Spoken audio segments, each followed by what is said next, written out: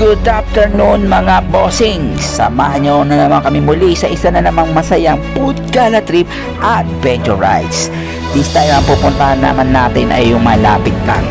Ang pupuntahan natin ay isa sa mga dinadayo na may bandang TRT, ang Puning Cave. Napuntahan na namin yan before, but this time pupuntahan namin uli siya. Kasama natin ang mga tropa pits.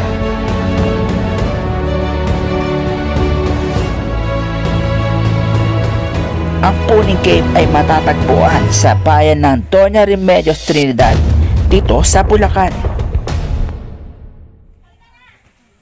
At yun na nga, dumating na kami dito sa tourism office ng Puning Cave. Dito magbabayad kayo ng 40 pesos each.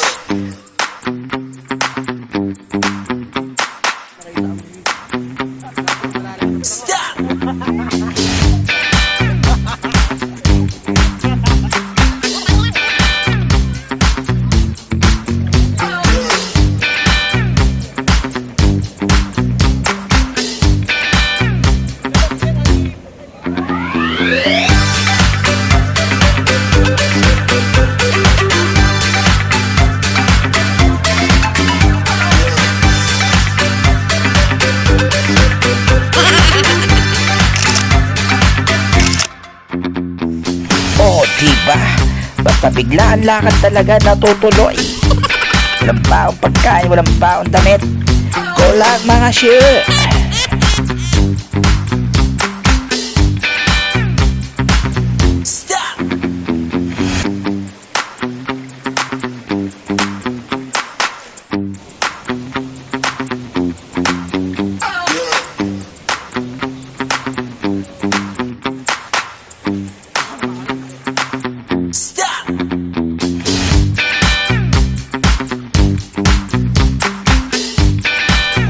Nagulat ako dahil ibang-iba na ngayon ang Puning Cave mula na napunang napuntahan namin.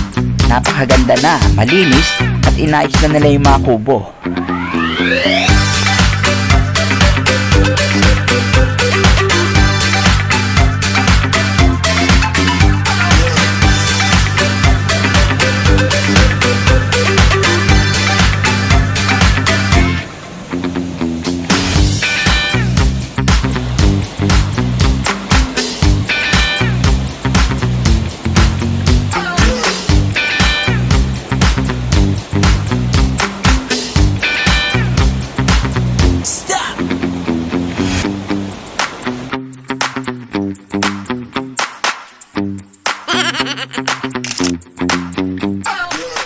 At yun na nga, dumating na kami sa pinaka-tourist spot ng Puning Cave.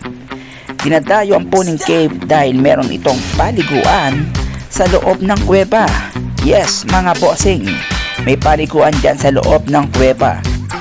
Kaya lang hindi na kami medyo nagtagal dito dahil medyo papadilim na rin dahil hapon na nga kami nakapunta rito.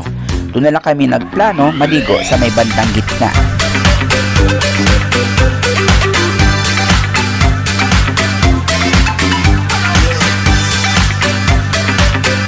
Dito nga pala kami nag-stay sa tindahan ni Aling Edith. Pwede kayo dito magpaluto, pwede kayo mag-videoke, at meron din silang tulugan dito pag gusto nyo mag-stay.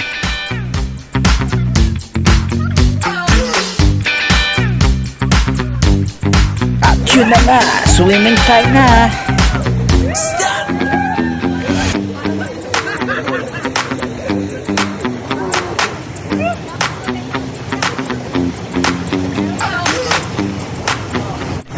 Kakaibang experience to mga bossing dahil naligo kami sa ilog ng gabi.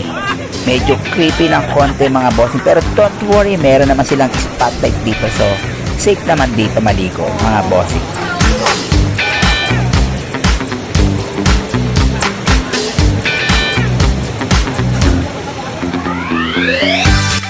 At syempre hindi mawawala ang videoke.